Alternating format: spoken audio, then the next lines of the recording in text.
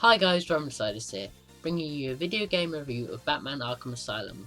When it comes to video games, Batman has had quite the checkered history. However, Arkham Asylum really made you feel like you were the Dark Knight, with an assortment of gadgets and an original story featuring many of Batman's villains, with the Joker at the centre of it. Arkham Asylum cracked the code on what a Batman game should be. Well, I hope you enjoy this review of Batman Arkham Asylum.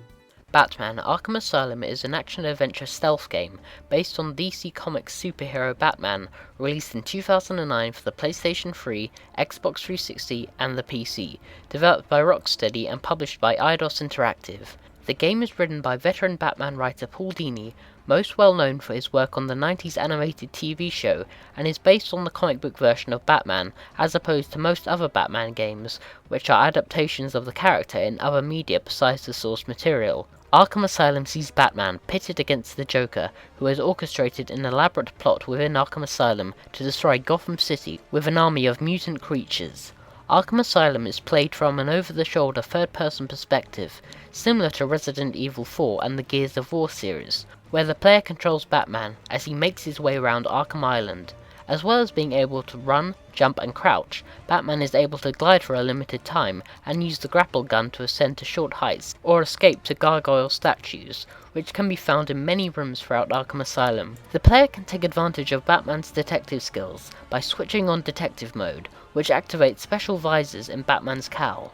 In this mode, the majority of the game world is rendered in darker colours, but objects of interest and people are highlighted, including limited X-ray capabilities to detect the location of people. In some sections of the game, the detective mode is augmented to detect compounds, fingerprints, and other clues which are used to direct the player to the next location to explore.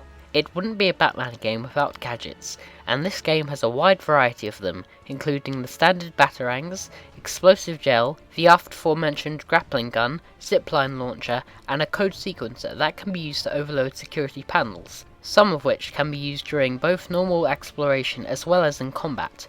The game takes a semi-sandbox approach, where although the game world is presented in a linear path, it allows for exploration at any time, and recently acquired gadgets can be used to access areas that were previously inaccessible.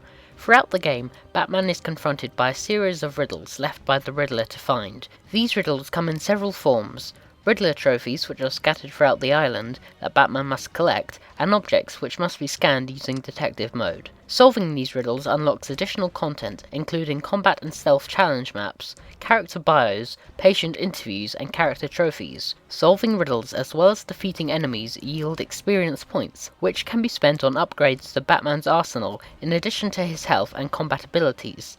The game utilizes a free-flow combat system, which is mapped to 3 primary buttons: attack, stun, and counter. Additionally, Batman is able to use batarangs and the Batclaw as supplemental combat tools that can extend combos. Countering opponents' attacks can also extend combos, which is accomplished by pressing the counter button when an enemy is about to attack, highlighted by an indicator above the enemy's heads.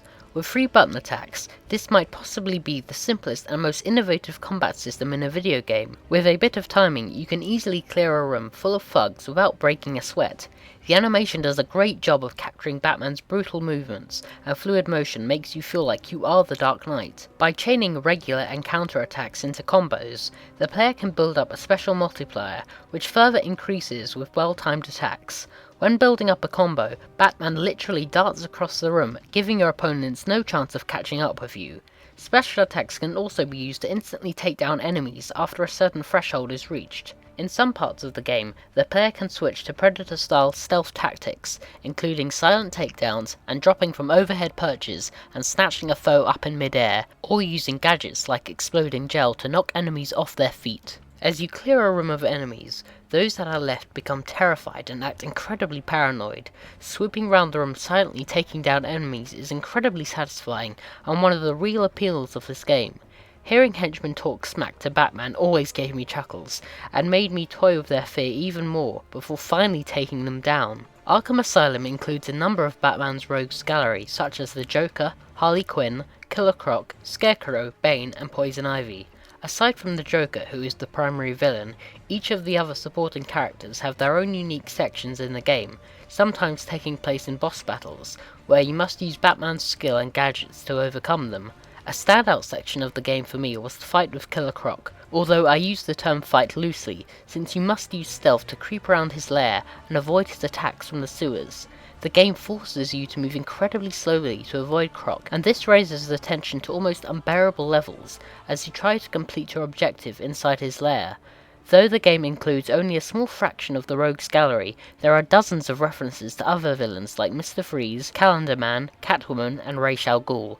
3 actors from the DC Animated Universe TV shows reprise their roles in the form of Kevin Conroy, Mark Hamill, and Arlene Sorkin as Batman, the Joker, and Harley Quinn respectively. Getting these actors together, particularly Conroy and Hamill, to voice the characters they are so famous for is a fanatic's dream come true, and kudos to Rocksteady for wanting to go all out on providing the most authentic Batman experience possible. I remember watching the animated Batman show every Saturday morning as a kid and thinking how amazing it was, and still is, with its dark sophisticated storylines that was practically unheard of for a cartoon. Hearing these voices is enough to give you chills. Kevin Conroy will always be Batman. With Arkham Asylum, Rocksteady created, in my opinion, the first proper Batman title, with everything from the combat system to the detective mode really making you feel like you were Batman, and up to that point I hadn't played a game that captured the superhero feeling since Spider-Man 2. As you can probably guess, I didn't find anything wrong with this game at all. With its extra content and multiple difficulty settings, Arkham Asylum is jam-packed full of replay value. To conclude, Arkham Asylum gives you everything you want from a Batman game and puts you in the role of the world's greatest detective. Well, that was my review on Batman Arkham Asylum.